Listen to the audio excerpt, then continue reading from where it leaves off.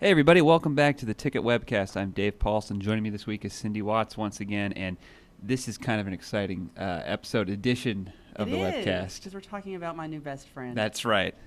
Justin Timberlake, who came through a few weeks ago. I happened to be out of town, and so I missed the call saying Justin Timberlake's here. He would like to talk to the Tennessean, and so Cindy went down and spent a bit of time with him at Bridgestone, right? I did. I think about an hour when everything was said and done, maybe a little bit more, but he was great. He has the nicest people on his team. Some of them have worked with him since he was on the Mickey Mouse Club. Wow. It's crazy. I know. Kind of a long time ago now. It's a really long time ago. Well, not a really long time ago. So we shouldn't say that. Not about 20 years. Not like dinosaurs or anything like that, but about like 20 years. Yeah.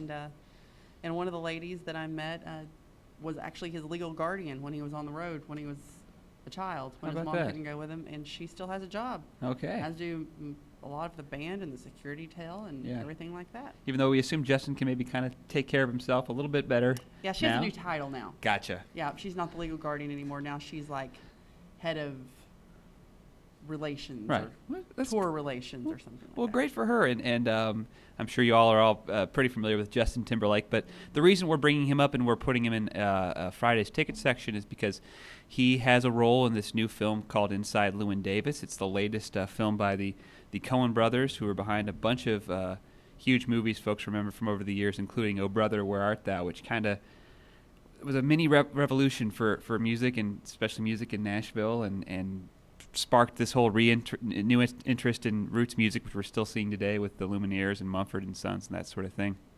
So I think people in Nashville are paying attention to it in part because of that, but also I'm sure fans want to see Justin in this movie. You guys didn't talk so much about this movie. We didn't talk about the movie at all. Right. Actually, Justin wants to move to Nashville. He wants to work in country music, but he said not completely in country music. He could never go fully country until Nike makes cowboy boots like Air Jordans or something. I see. Like that. Okay. Until Air Jordan makes cowboy boots. That's what he said. That doesn't make much sense at all to me, Justin. I'll be honest. He wants comfy cowboy boots. Well, you can live here and not wear cowboy boots, but that's cool. Whatever he needs to tell himself. Maybe there's other reasons. He needs a new model. He needs somebody who doesn't wear cowboy boots. Country music. You would know better than me. I would. There's somebody out there. I'm sure. He could do it. He could pull it off. People wouldn't care if he wasn't wearing No, cowboy boots. They wouldn't. But so he's in this movie. He's doing a million things. He's obviously a very talented guy. Also a nice guy, very hospitable while you were there. I take it you weren't supposed to be talking that long with him. No, we talked for, like 15 minutes, and they beat on the door, and they came in, to say, all right, Cindy, shut up. Stop talking to Justin. And Justin's like, could you go away? Because he told him he was rambling. He might have been rambling a little bit. Yeah. He says that he likes to do that. Yeah. So he sent them away, and we sat there and talked for even longer about why he wants to move to Nashville and what he wants to do when he gets here. And I think he just wants to be a grown-up, is what he said.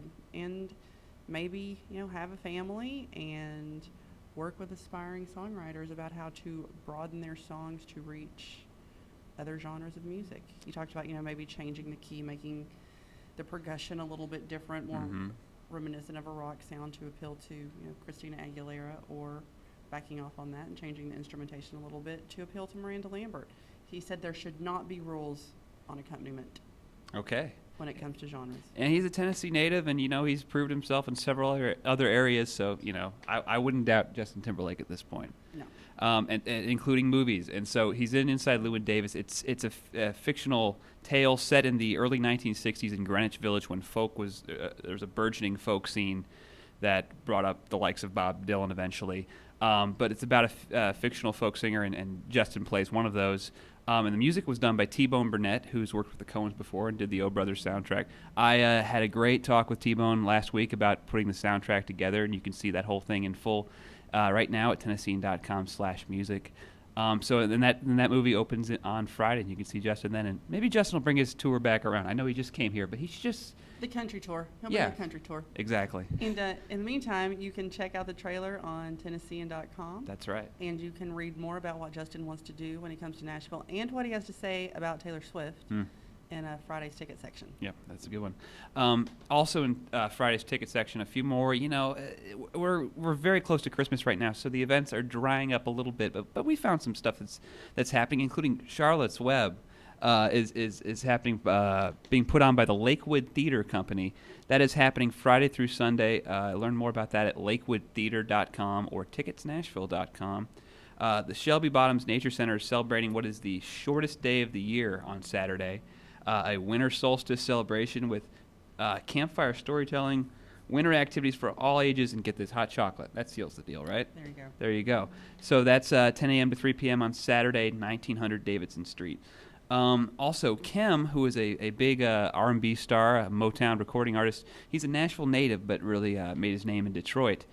He's been on this Christmas tour, and I've looked at the route, and it ends in Nashville on the 22nd. I think Kim has found a pretty slick way to come to Nashville to see family. To come home for Christmas. You take your tour bus down, you play concerts, you play the Symphony Center, you impress all of your relatives, and then you have Christmas dinner and all that. So that's one way to do it for sure. That's happening on Sunday at the Skirmerhorn.